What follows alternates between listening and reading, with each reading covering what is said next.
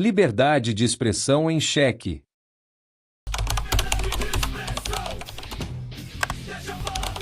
A liberdade de expressão é um pilar fundamental da democracia brasileira, consagrada em nossa Constituição. Contudo, a era digital e a disseminação de informações nas redes sociais têm gerado intensos debates sobre seus limites. Nesse cenário, as recentes decisões do ministro Alexandre de Moraes, do Supremo Tribunal Federal, STF, e membros do governo regente, têm levantado sérias preocupações sobre a possibilidade de censura e o silenciamento de vozes, reacendendo a discussão sobre os contornos da liberdade de expressão no país. Fantasiando tudo como uma regulamentação das redes sociais, algo que pode sim ferir a liberdade de expressão de cada cidadão, visto que tudo leva a crer que adversários políticos e ideológicos irão receber muitas censuras em suas falas e pensamentos nas redes. Vamos mergulhar nessa discussão sobre a regulamentação das redes sociais, uma medida que levanta sérias preocupações sobre o silenciamento de vozes, especialmente de adversários políticos e ideológicos. Será que estamos presenciando o cerceamento da nossa liberdade de expressão? Junte-se a nós para entender os riscos e defender esse direito fundamental a todos. O caso Léo Lins e a judicialização do humor. A frase no Brasil, piada levada a sério, e o que é sério é tratado como piada, encapsula perfeitamente a complexa relação entre humor, liberdade de expressão e os limites legais em nosso país. O caso do humorista Léo Lins tornou-se um dos exemplos mais proeminentes dessa tensão, levantando questionamentos cruciais sobre o papel do poder judiciário na regulamentação do humor. Léo Lins, conhecido por seu estilo de stand-up comedy ácido e provocativo, foi alvo de diversas ações judiciais sob acusações de incitação ao ódio, apologia à crueldade e discriminação em suas apresentações e conteúdos. As polêmicas giravam em torno de piadas que abordavam temas sensíveis como minorias, pessoas com deficiência, idosos e vítimas de tragédias. É fundamental ressaltar que as apresentações de Léo Lins ocorrem em um ambiente de teatro, onde o público, ao adquirir ingressos, demonstra uma disposição prévia a consumir um espetáculo de humor e, especificamente, um gênero conhecido como humor ácido. Essa é uma diferença crucial em relação a proferir palavras preconceituosas em espaços públicos cotidianos, como uma fila de cinema ou na Avenida Paulista. Nesses últimos casos, a audiência não escolheu estar ali para um espetáculo e não está preparada para o tipo de humor que pode ser apresentado em um palco. O contexto de um teatro, por sua própria natureza, estabelece um contrato implícito entre o artista e o público, onde há uma expectativa de transgressão e de humor que pode ser considerado politicamente incorreto, diferente da interação social comum. A discussão, portanto, se aprofunda ao considerar-se o contexto artístico e a intenção de gerar riso, ainda que com temas controversos, devem ser ponderados de forma distinta das manifestações de preconceito fora do ambiente performático. Para mim, o problema dessa decisão é basicamente que ela parte de premissas jurídicas erradas, né? Então, a gente precisa entender que piada é ficção, piada é arte. Somos todos adultos, então cabe ao cidadão definir. Se não gostou, ele pode entrar na justiça e pode processar, enfim, tudo. Agora, de forma alguma, quando parte do Estado, me parece uma atitude autoritária. As medidas judiciais e seus impactos no caso Léo Lins. O caso do humorista Léo Lins tornou-se um marco na discussão sobre os limites da liberdade de expressão no Brasil, envolvendo diversas decisões judiciais que impactaram diretamente sua atuação profissional.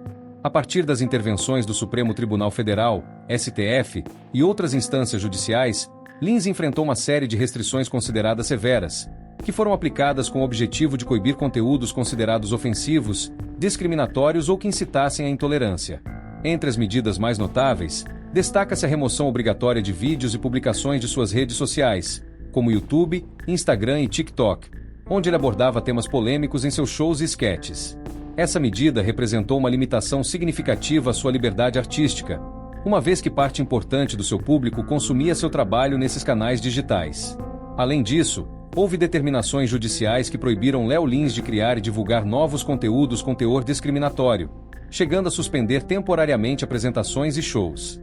Em certas fases do processo, o humorista teve suas atividades monitoradas de perto, sendo necessário submeter roteiros para aprovação prévia ou até mesmo ter a presença de representantes legais durante suas apresentações, o que gerou debate sobre censura prévia. Outro impacto importante foi a condenação a pagar indenizações por danos morais em ações civis movidas contra ele, ampliando o peso financeiro das consequências legais que sofreu. Essas penalidades evidenciam o esforço do judiciário para responsabilizar o humorista pelos conteúdos considerados prejudiciais à sociedade. O caso Léo Lins abriu uma ampla discussão social e jurídica, evidenciando a tensão entre o direito à liberdade de expressão e a proteção contra discursos de ódio. De um lado, defensores das medidas sustentam que a liberdade de expressão não é um direito absoluto e deve ser limitada quando ultrapassa os limites do respeito à dignidade humana, promovendo preconceito, discriminação ou violência. Para esse grupo, o judiciário tem um papel fundamental de intervir para proteger minorias e grupos vulneráveis, garantindo um ambiente social mais inclusivo e respeitoso. Por outro lado, críticos das decisões argumentam que o uso excessivo da lei pode se transformar em instrumento para censurar opiniões e imposições de vontade política, ferindo a essência da liberdade artística e da crítica social. Digo eu, sob outro enfoque, ainda em razão da dimensão democrática acima referida, não se pode olvidar que mais do que um direito individual, a liberdade de expressão tem uma dimensão coletiva, tendo em vista que a sua conservação aproveita não apenas a pessoa individualmente considerada, mas toda a sociedade, que tem, pelo canal da livre manifestação de ideias e pensamentos, assegurado o acesso à informação. Nesse sentido, apontam as considerações de autores dos mais variados, como Conrad Hesse, Robert Dahl e José Afonso da Silva, apenas para citar alguns exemplos. Eles alertam para o risco de que essas medidas, se aplicadas de forma abusiva, possam sufocar a criatividade, o humor e o debate aberto na sociedade. Em suma, o caso Léo Lins não apenas impactou diretamente a carreira do humorista, mas também colocou em evidência o delicado equilíbrio entre liberdade e responsabilidade na expressão pública, tornando-se um importante referencial para os debates atuais sobre censura, direitos humanos e limites da justiça. Críticas à judicialização do humor. Por outro lado, críticos da judicialização do humor expressam profunda preocupação com o precedente que casos como o de Léo Lins podem abrir. Os principais argumentos são: risco de autocensura.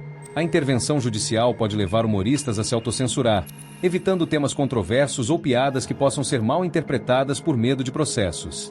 Isso, para os críticos, empobrece o debate público e limita a capacidade do humor de provocar reflexão. Dificuldade de distinção. A linha entre uma piada ofensiva e uma crítica social ácida, uma sátira ou até mesmo humor negro pode ser tênue e subjetiva. A judicialização, nesse sentido, poderia levar a decisões que não compreendem a natureza multifacetada do humor. Arbitrariedade e subjetividade. Quem define o limite do humor? Qual o critério para determinar se uma piada é demais? Críticos temem que a interpretação judicial se torne arbitrária, baseada em sensibilidades individuais e não em princípios jurídicos claros, resultando em uma ditadura do politicamente correto. Papel do judiciário. Questiona-se se o poder judiciário é o foro adequado para regulamentar a criação artística e humorística. Argumenta-se que a censura, mesmo que branda ou indireta, deveria ser evitada em democracias maduras. A juíza paulista responsável por condenar o comediante Léo Lins a 8 anos de prisão é a mesma que 5 anos atrás mandou prender 2 homens acusados de ameaçar o ministro do STF, Alexandre de Moraes. Em 2020, o nome dela é Bárbara de Lima Izep, da Terceira Vara Criminal Federal de São Paulo, ordenou a prisão preventiva dos 2 acusados de ameaçar Moraes, depois que eles descumpriram ordens judiciais, né? Esses 2 homens estavam em prisão domiciliar porque eles convocaram uma manifestação ali na região de Pinheiros, em São Paulo, em frente à casa do Alexandre de Moraes, na capital paulista, e proferiram ofensas contra a honra do ministro do Supremo. Também, em 2020, essa moça aí, essa juíza, ela foi responsável pela condenação do jornalista Amaury Ribeiro Júnior, autor do livro A Privataria Tucana. Ela condenou o jornalista e escritor a 7 anos de prisão por conta de um livro que esmiuçava ali as privatizações feitas durante o governo do PSDB, do Fernando Henrique Cardoso. Então, o Amaury foi acusado de quebrar o sigilo fiscal de pessoas ligadas ao então senador José Serra, por meio de uma suposta promessa de vantagem ilícita a um servidor público, o que o jornalista e escritor nega. O limite do humor e o judiciário. O caso Léo Lins, portanto, não é apenas sobre um humorista e suas piadas.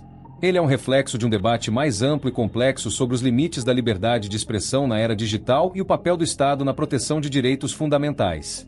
A questão central permanece: quem define o limite do humor e qual o papel do Poder Judiciário nessa regulamentação?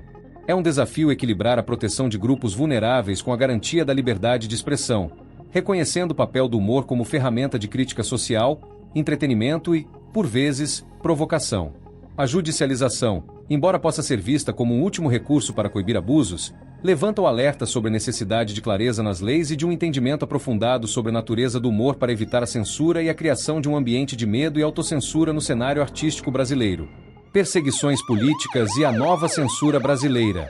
Além do humor, A atuação de Alexandre de Moraes tem sido alvo de escrutínio nos inquéritos que investigam a suposta tentativa de golpe e os atos antidemocráticos.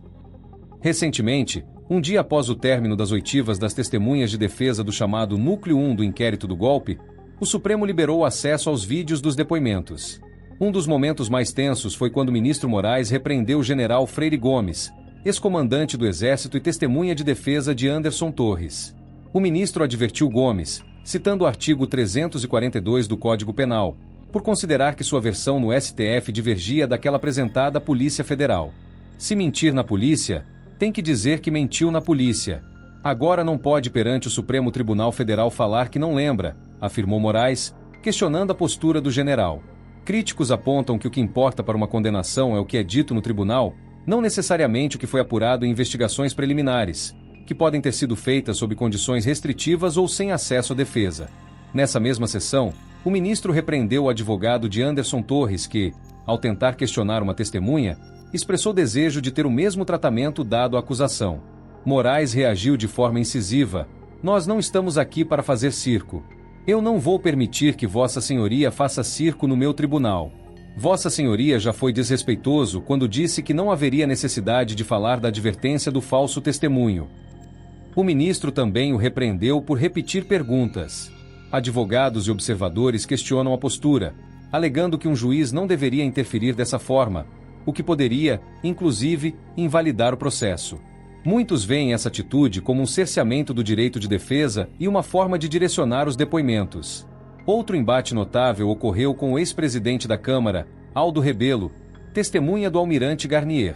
Ao contextualizar sua fala sobre expressão à disposição, Rebelo foi advertido e ameaçado de prisão por desacato pelo ministro Moraes, que insistiu em uma resposta sim ou não e negou a ele o direito de analisar a língua portuguesa.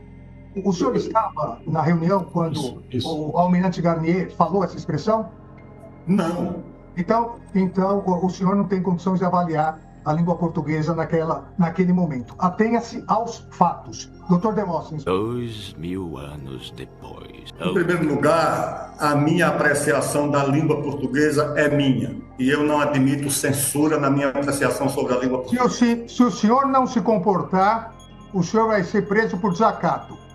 Eu estou me comportando. Então o senhor se comporte e responda a pergunta. Simplesmente. Eu estou respondendo a pergunta do advogado. Responda, então. Essas interações, só divulgadas após a liberação dos vídeos pelo STF, levantam dúvidas sobre a imparcialidade e o devido processo, mostrando o ministro em postura de promotor de justiça, o que preocupa quanto à garantia de um julgamento justo. Embora o STF argumente que tais ações visam combater a desinformação e proteger a democracia, muitos veem nessas decisões um silenciamento de vozes dissidentes, que estariam sendo alvo por criticarem o sistema ou o próprio tribunal. A falta de transparência e a ausência de um acusador claro nos inquéritos levantam preocupações sobre o devido processo legal. A consequência mais temida é a censura branca, a ameaça de punição que leva à autocensura, mesmo sem uma ordem explícita, comprometendo a pluralidade de opiniões no debate público. O perigo do precedente e a erosão da liberdade. O cenário atual, de polarização e intensa discussão sobre desinformação, confere ao STF um poder significativo. Contudo, um ativismo judicial excessivo pode, para alguns, extrapolar as funções do judiciário como guardião da Constituição. A preocupação é que as decisões recentes, incluindo a condução das oitivas, estabeleçam um precedente perigoso, criando uma espécie de espada de Damocles sobre aqueles que se expressam. Isso afeta diretamente a liberdade de imprensa e a capacidade de investigação e crítica, elementos essenciais para uma democracia vibrante. A questão crucial é encontrar o equilíbrio entre a proteção de direitos individuais e coletivos e a garantia irrestrita da liberdade de se expressar, sem que um limite excessivamente estreito asfixie o debate e a crítica. Bom, espero que tenham gostado desse conteúdo. Considere também se inscrever no canal. Não se esqueça de curtir o vídeo, isso ajuda muito o nosso desenvolvimento. Muito obrigado. Até mais, pessoal.